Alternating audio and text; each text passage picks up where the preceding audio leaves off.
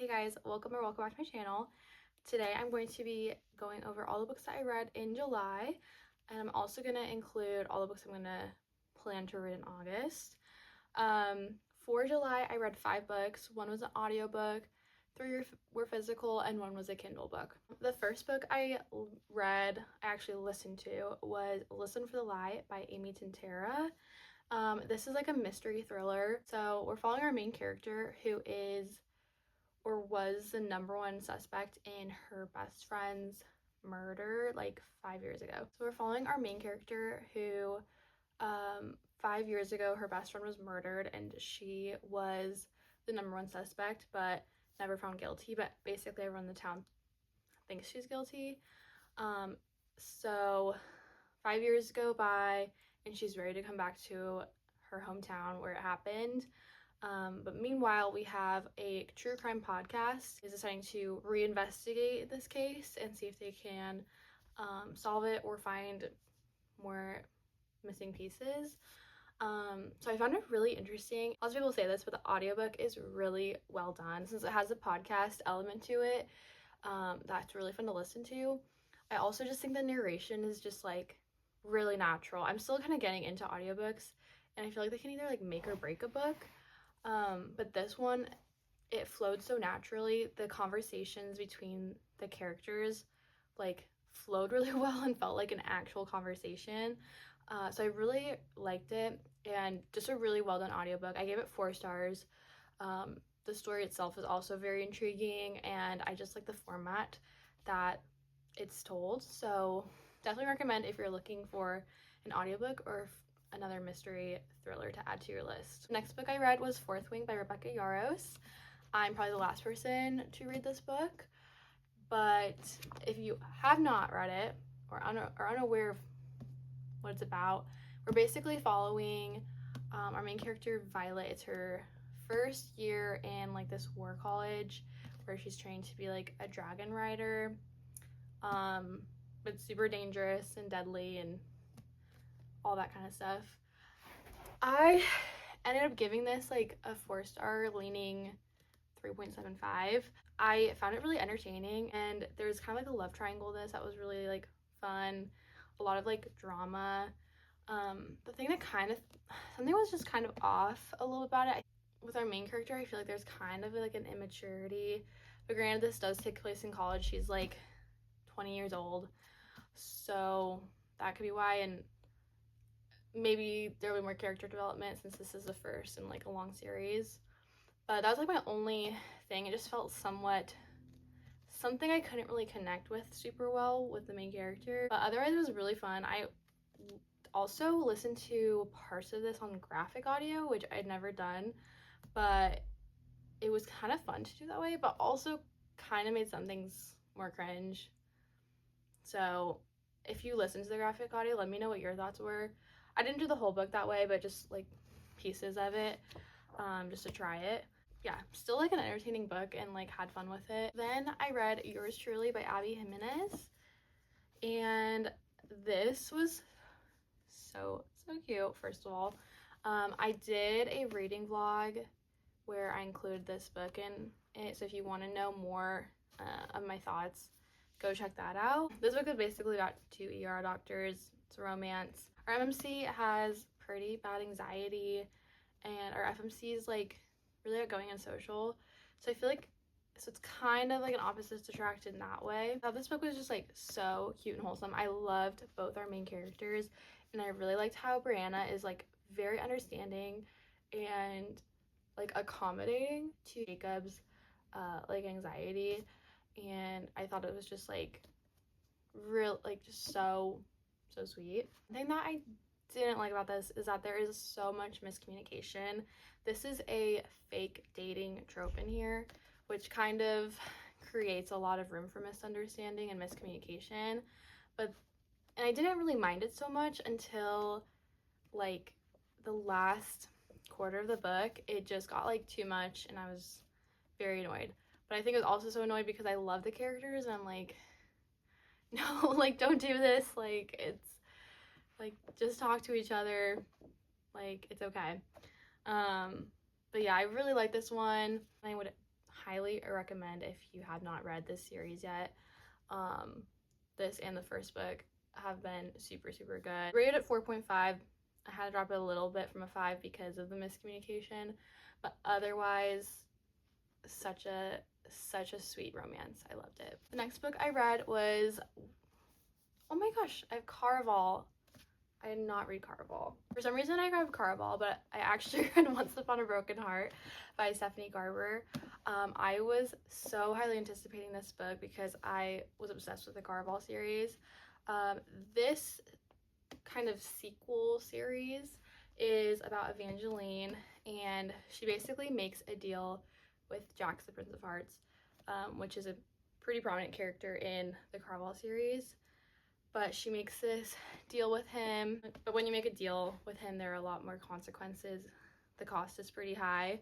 So this basically kind of follows what happens after that. I don't want to give like too much of the plot away because one, it's all over the place. Like the first half was kind of hard to get into because I feel like there wasn't a whole lot happening with the plot. I also, by the way, I also read this in that same reading vlog, so I talked more about my thoughts were more in depth in that video too if you're interested. But something I mentioned was it's very twisty and turny plots, but it just didn't feel super like interesting. Like I didn't really care that much in the first half, which I was shocked by.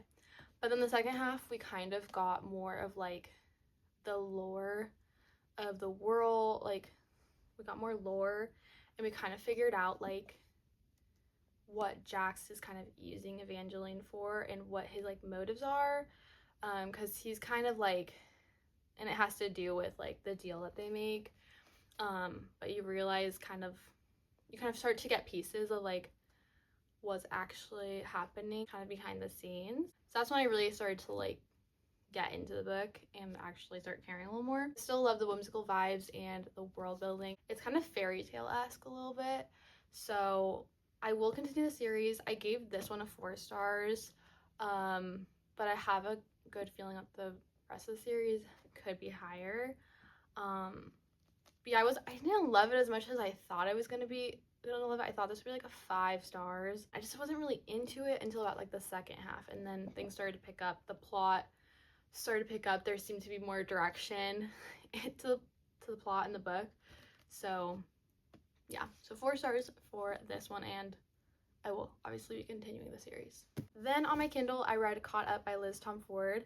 This is the 3rd book in the Windy City series. It's a baseball romance, and it has like a single dad nanny kind of trope in there.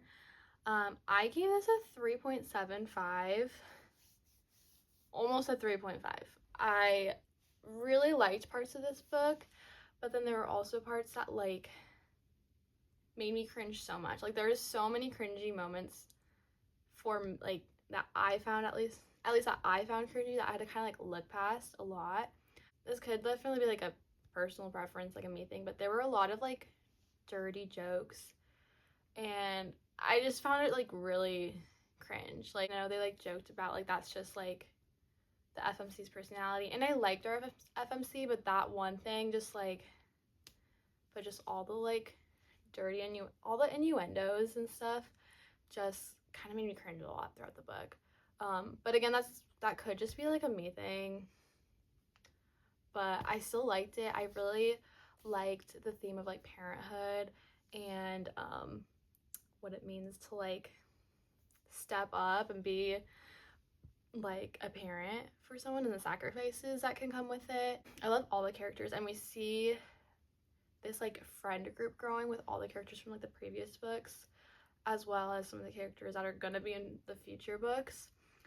So I really like that aspect of the series. The ending of this one was also like kind of dramatic, but like very like I could see it as like a movie, like a dramatic romance, but it was working for me and I really liked it. I don't know if this is me nitpicking the book, but I feel like our FMC, and I found this a little bit to be the case in the last book, which was The Right Move, but I feel like the FMC's voice it's a dual POV it's a dual POV book, but I feel like our FMC's voice and the MMC's voice are like not distinct enough. Inner monologue of our FMC and the MMC are just too like similar, and that could be me like nitpicking at this book. Did enjoy the book, but there are just little things I kind of noticed. So that's why I'm giving it like a 3.75, 3.5, because there are things I really liked about it, and then there are things I just were just slightly off for me. But I know so many people love this book, so I'm gonna continue the series. I'm really enjoying it. But I think I like the second one more so far than this one. But the first one's still my least favorite. That's just me. But I do recommend the series, and it's, you know, blowing up on TikTok right now for a reason. So those are the books that I read in July. Now for the books that I am planning on reading in August. I'm basically gonna spend the whole month reading all the summer romance books that I haven't gotten to yet. The first one being Just for the Summer by Abby Jimenez. I actually have already started and finished this book, so I won't go into my like full review, but this is a good series. If you haven't read it, definitely do. But I'll wait to give my full review till the end of the month. But this was my top priority, so we are done. Next book I want to read is It's a Love Story by Annabelle Monaghan. I have not read any of her books, but I see them a lot on TikTok recently. This is her newest release, which I've seen mixed reviews about, so I don't know if it's the best one to start with. She also has a book literally called Summer Romance, but I have this one, so I think we're gonna try it. But I've heard good things about the author. I'm wanting to kind of get into her books more. Next we have Carly Fortune, This Summer Will Be Different, and One Golden Summer. I feel like Carly Fortune, like, it has been popping off recently. Everyone's talking about her books. I read Every Summer After a few years ago, and I liked it. I didn't love it, so I didn't really continue. But everyone is talking about her books recently, and One Golden Summer, I swear, is like the book of the summer, and I'm getting so much FOMO. I have to read it. So I'm gonna skip Meet Me at the Lake just because I've heard so many mixed reviews. I think we'll just skip it and maybe come back to it. But I do have This Summer Will Be Different. A lot of people loved this one last summer. And then of course One Golden Summer, which, gorgeous cover, by the way. I love all the summer covers, but it's got like a shine. It's so pretty.